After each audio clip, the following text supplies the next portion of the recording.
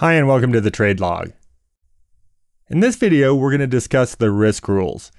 The entire sheet is designed for you to set up some basic rules you're going to trade around, and it'll help you follow those rules by using proper position sizing. Remember, these are the keys to longevity in the market. I've seen a lot of things go bad when people start breaking these basic rules.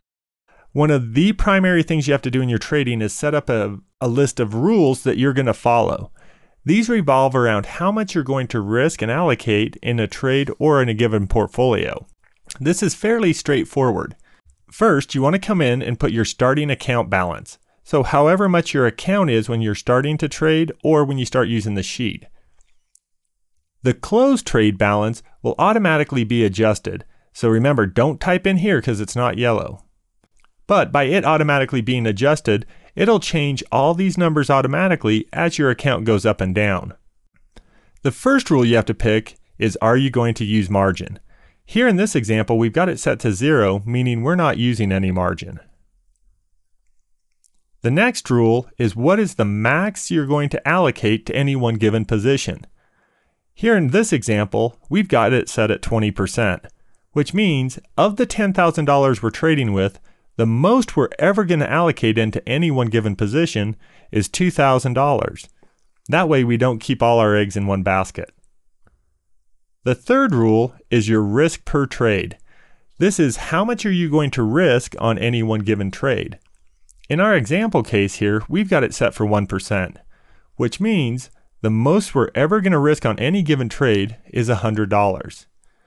One of the biggest problems for a beginner is they try to combine these two concepts.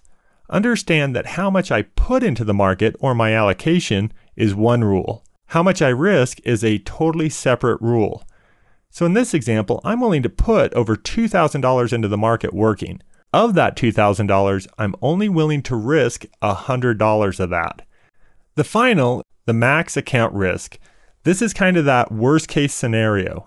Here in our example, we've got it set for 6%. Which means the most risk we ever want to have in our account at one time is just over $600. This is your protection against some rare event like the crash of '87. In the bottom here, you then want to put in your commissions. Once you come up with these risk rules, the sheet will then calculate how many shares you're allowed to buy, or position sizing. The percentages that you pick in here is something that I don't think anyone should tell you. It's a very personal thing. I don't think the percentages are important. What I think is more important is that you look at this dollar amount and say, what if I lost that much? How would I feel? Because if this is outside your comfort range, you'll probably make more of your decisions based on emotions than logic. But these rules are crucial to trading. And if you start breaking these rules, there's not a strategy out there that's going to help you. So simply put them in the sheet and let the sheet do its work for you. Standard disclaimer, you guys, this is an experimental spreadsheet, so you're going to use this at your own risk. The key here is only type where it's yellow.